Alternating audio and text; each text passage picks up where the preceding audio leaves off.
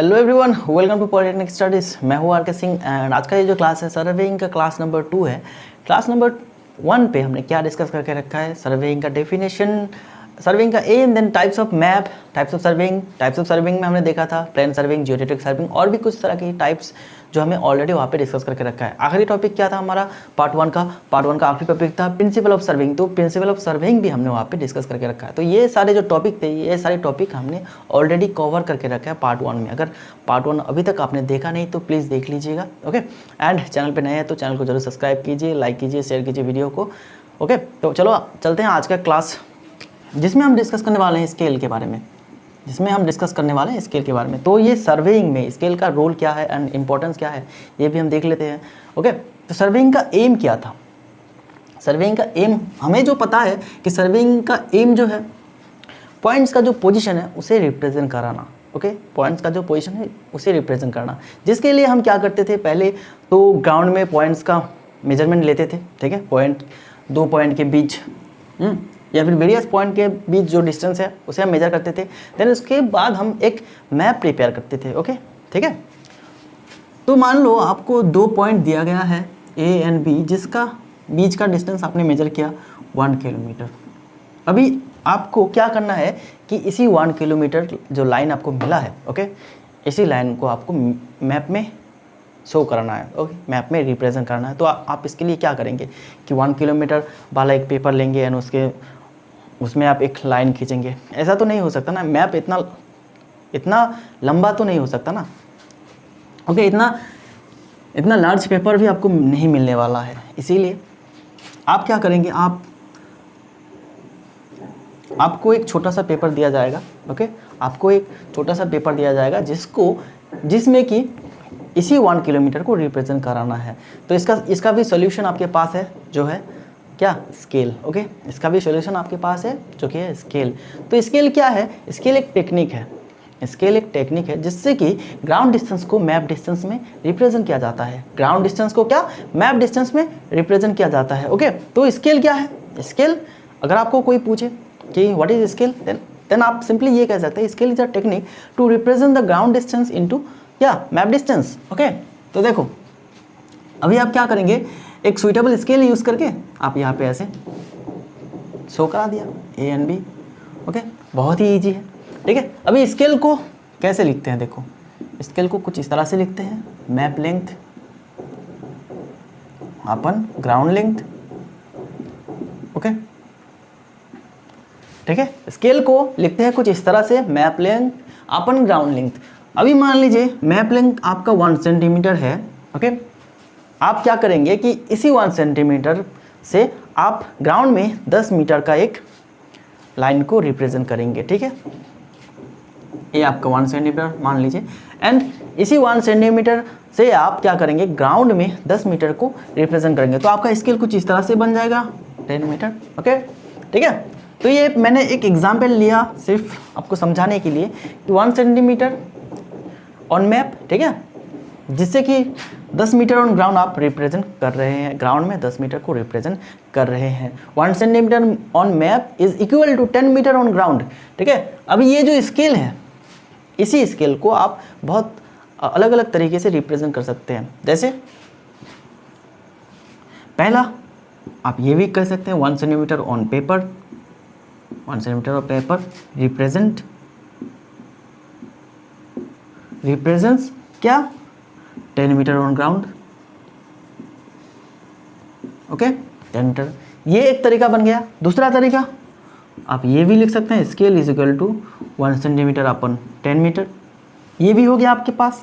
तीसरा तरीका scale is equal to 1 centimetre is equal to आप क्या कर सकते हैं 10 मीटर, ठीक है। मतलब मैप में 1 सेंटीमीटर, ग्राउंड में 10 मीटर का समान है, ओके। तीसरा हो गया। चौथा, ठीक है, चौथे में आप RF का इस्तेमाल कर सकते हैं। RF से भी आप किसी स्केल को रिप्रेजेंट करा सकते हैं। RF का फुल फॉर्म क्या है, ये बार बार पूछा जाता है, ठीक है।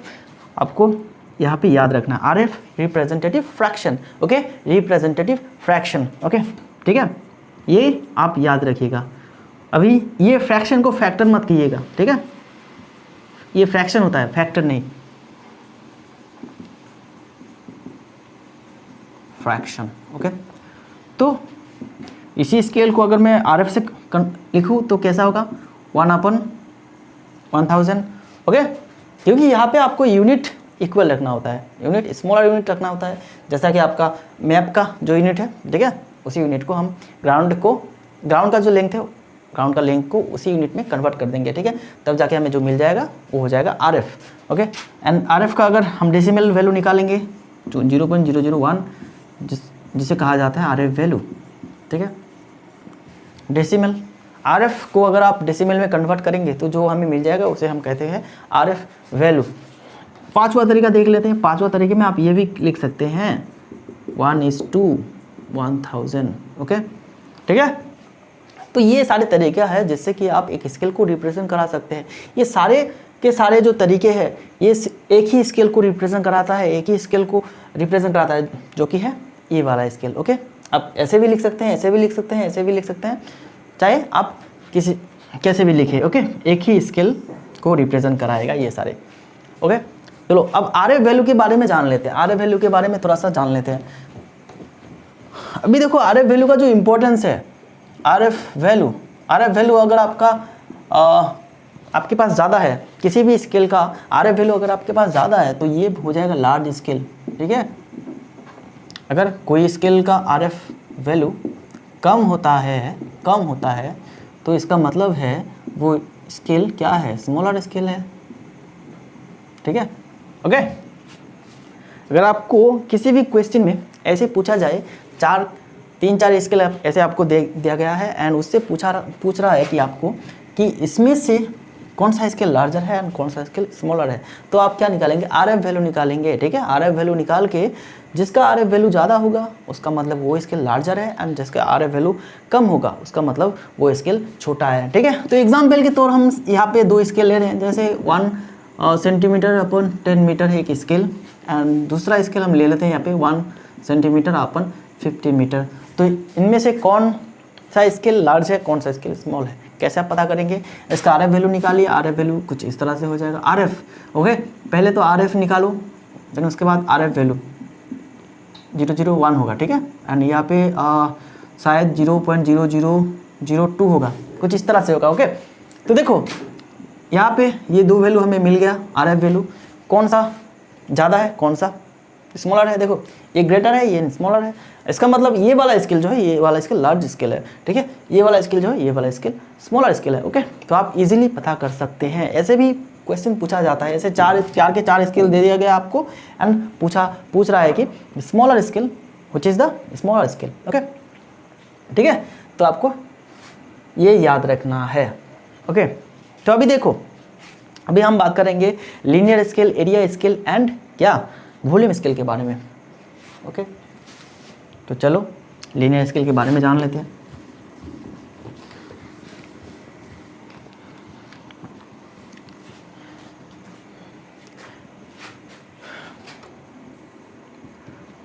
ऐसे स्केल के ऊपर कोई भी ऐसे न्यूमेरिकल अगर एग्जाम में आए, ठीक है, ऐसे स्केल के ऊपर अगर कोई भी न्यूमेरिकल प्रॉब्लम एग्जाम में पूछा जाए तो आपको जनरली लीनियर स्केल दिया जाता है, जनरली लीनियर स्केल दिया जाता है। ठीक है, लीनियर स्केल दिया जाता है।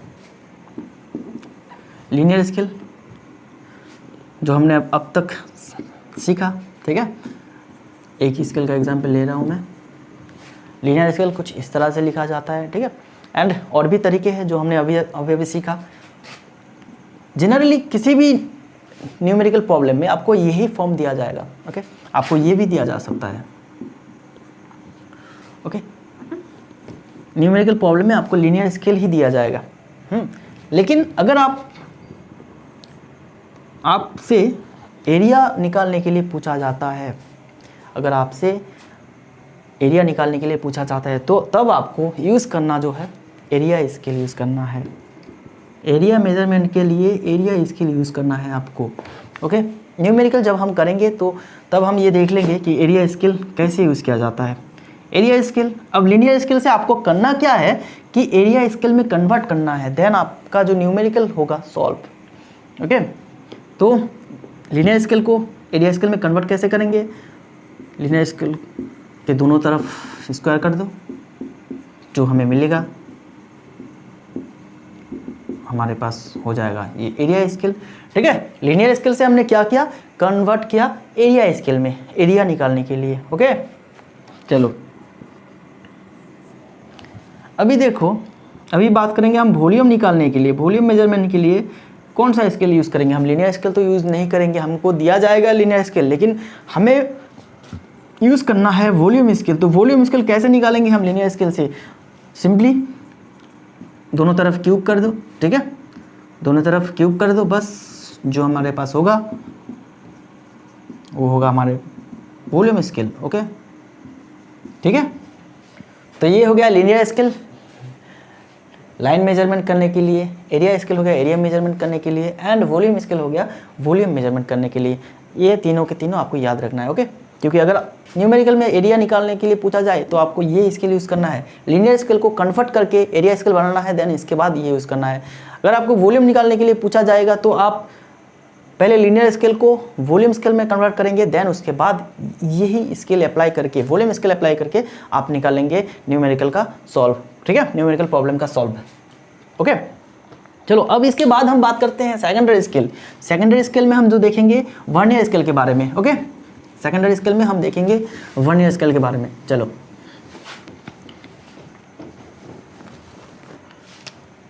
अभी हम बात करेंगे सेकेंडरी स्केल के बारे में। ठीक है, एंड हमारे पास है वर्नियर स्केल।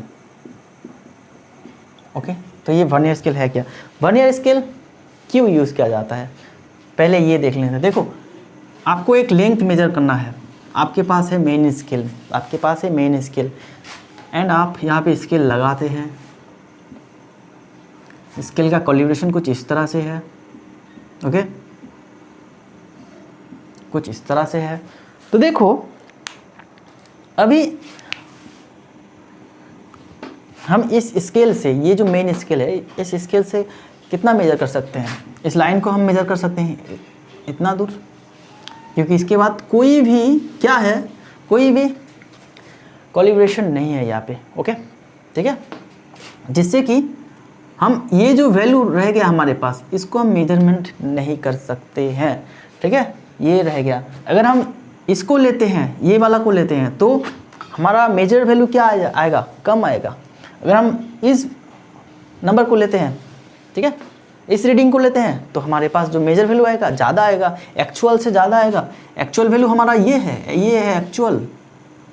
ठीक है, अगर ये लेते हैं, ये रीडिंग लेते हैं, तो हमारा मेजर वैल्यू एक्चुअल से कम आएगा। अगर ये लेते हैं तो हमारा जो मेजर वैल्यू आएगा एक्चुअल से ज़्यादा आएगा, दोनों ही इरोर आएगा। ठीक है, तो हमें क्या करना है, हमें तो लेना है एग्जैक्ट मेजरमेंट, एक्यूरेट मेजरमेंट लेना है। ओके, इसके लिए निकाला गया क्या, secondary scale, vernier scale. Okay, जिससे कि इस वैल्यू को भी मेजर किया जा सकता है। ओके, तो अब अगर यहाँ पे हम एक और स्केल यूज़ करेंगे, वर्नियर स्केल यूज़ करेंगे, ठीक है, तो क्या होगा, हमारे पास एग्जैक्ट मेजरमेंट क्या आएगा, बोलो, एग्जैक्ट मेजरमेंट आएगा। पहले तो मेन स्केल रीडिंग मारो, आपको मेन स्केल रीडिंग ले लेते हैं। ठीक है, अभी देखो, अभी हमारे पास मेन स्केल रीडिंग लेने के लिए दो ऑप्शंस है। पहले तो ये वाला लेते हैं या फिर ये वाला लेते हैं, दोनों में से कोई भी हम ले सकते हैं। अगर ये वाला छोटा वाला लेते हैं तो हमारे एक्चुअल रीडिंग क्या है, ज़्यादा है, इसीलिए हम प्लस यूज़ करेंगे। अगर ये वाला लेते हैं, हम ज़्यादा वाला लेते हैं, तो हमें क्या करना है, माइनस करना है, इसीलिए प्लस माइनस, देन हमारे पास होगा वर्नियर स्केल रीडिंग।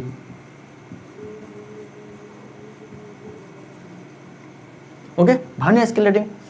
ठीक है, अब ये वर्नियर स्केल रीडिंग हम कैसे लेंगे,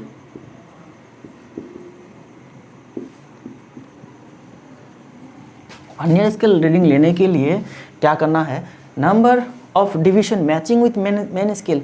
वर्नियर स्केल का जो डिवीजन है, ठीक है, जो डिवीजन है, कौन सा डिवीजन जाके मिल रहा है मेन स्केल के डिवीजन के साथ, ये देखेंगे, number of division matching with main scale. Okay, multiplied by least count. Okay, ठीक है, पहले तो ये देखेंगे कि वर्नियर स्केल का कौन सा डिवीजन जाके मेन स्केल के डिवीजन के साथ मैच कर रहा है टोटली, ओके। देन उसके बाद उसी रीडिंग को हम मल्टीप्लाई कर देंगे लीस्ट काउंट से। तो ये लीस्ट काउंट क्या है, देखो ये एक नया टर्म आ गया हमारे पास, लिस्ट काउंट। तो ये लिस्ट काउंट है किसी भी इंस्ट्रूमेंट का सबसे, वो जो इंस्ट्रूमेंट है वो इंस्ट्रूमेंट सबसे छोटा कौन सा रीडिंग ले पाता है एक्यूरेटली, उसे कहते हैं हम उस इंस्ट्रूमेंट का क्या, लिस्ट काउंट, ओके। देखो जैसे मेरे पास ये एनालॉग वॉच है, ठीक है, ये एनालॉग वॉच सबसे छोटा मेजरमेंट क्या ले सकता है, 1 सेकेंड, 1 सेकेंड। तो इसका, इस वॉच का लिस्ट काउंट क्या होगा, 1 सेकेंड, ओके। तो ये आपको याद होना चाहिए, ठीक है। अभी चलो, अभी हम बात करते हैं वर्नियर स्केल के बारे में। टाइप्स ऑफ वर्नियर स्केल देखेंगे अभी। टाइप्स ऑफ वर्नियर स्केल में पहला टाइप जो आएगा direct vernier, okay, direct vernier scale, okay.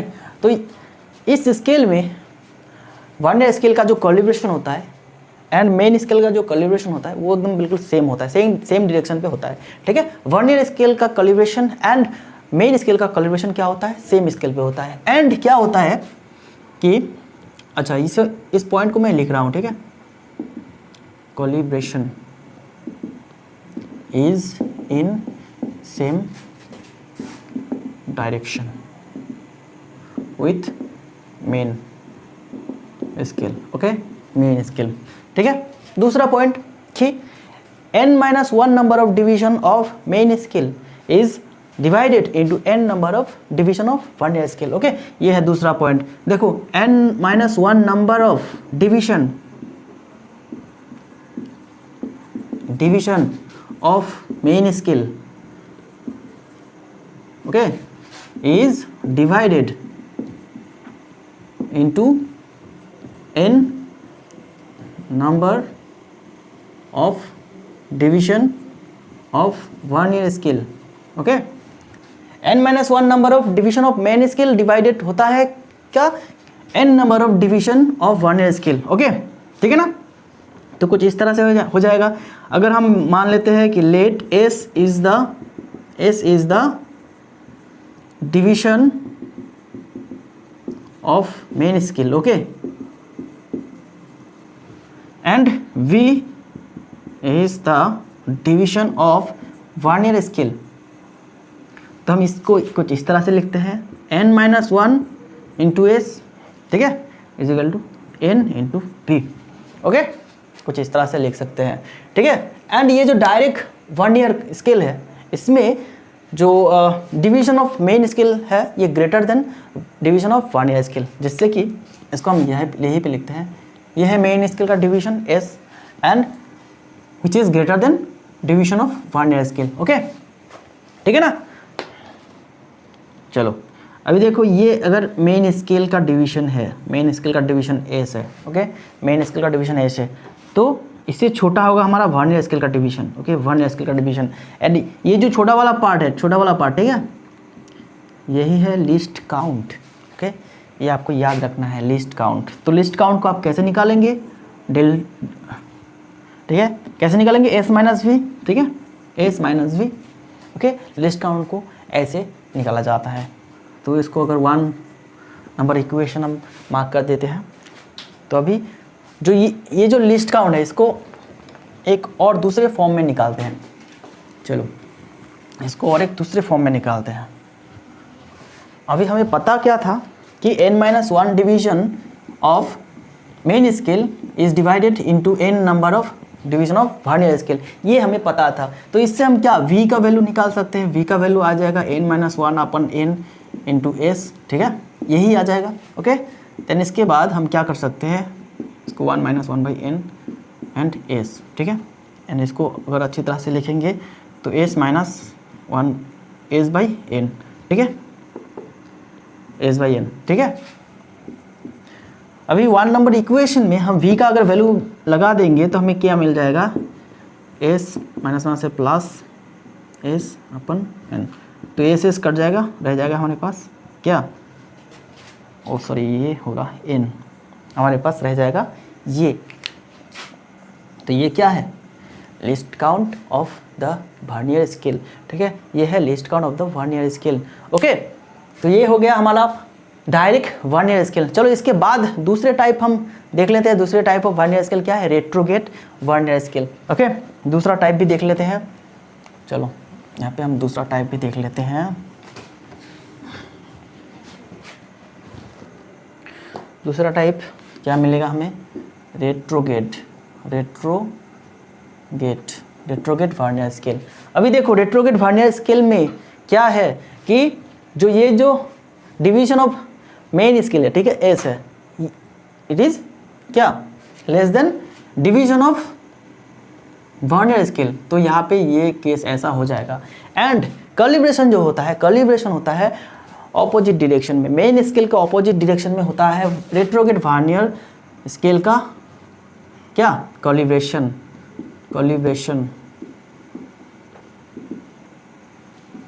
Is in opposite direction. तो ये आपको याद रखना है, opposite direction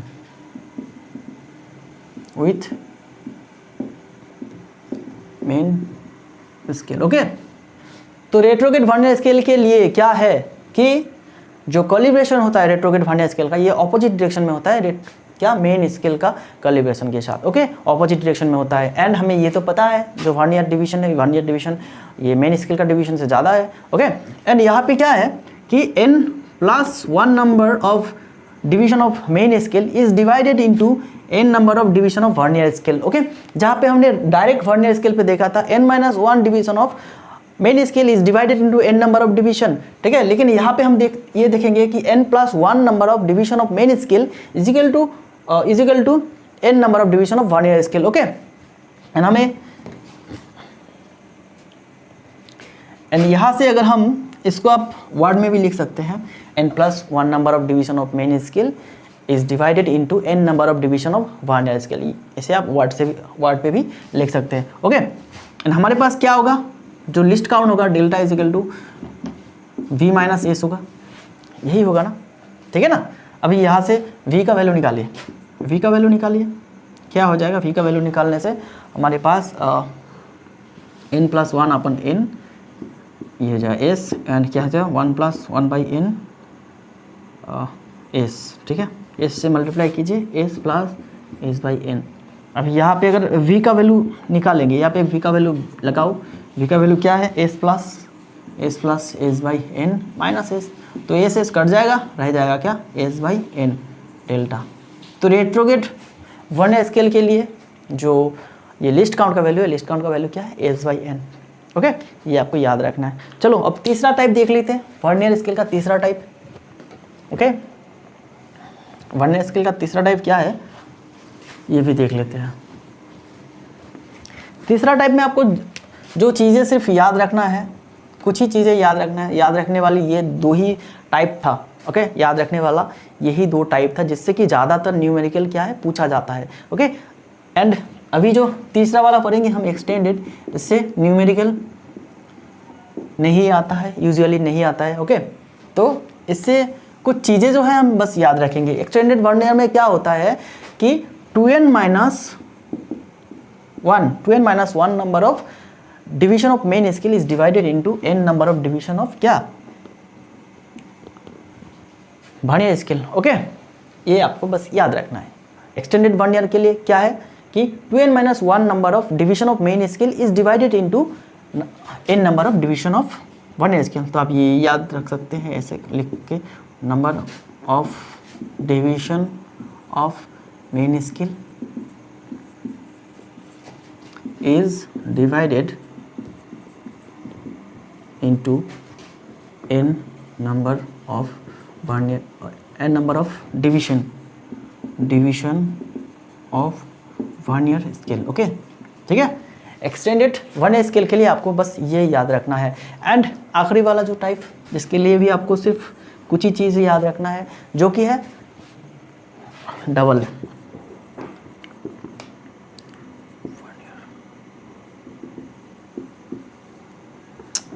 vernier scale. Okay, double vernier scale. तो डबल वर्नियर स्केल के लिए आपको बस ये याद रखना है कि जो कैलिब्रेशन होता है, कैलिब्रेशन मेन स्केल के दोनों तरफ ही होता है। ठीक है, कैलिब्रेशन मेन स्केल के दोनों तरफ ही होता है। एंड रीडिंग जो है, रीडिंग दोनों साइड से भी लिया जा सकता है। ठीक है, अभी देखो इसका पॉइंट जो आपको याद रखना है क्या है, कैलिब्रेशन इज इन क्या, is in both direction. Okay,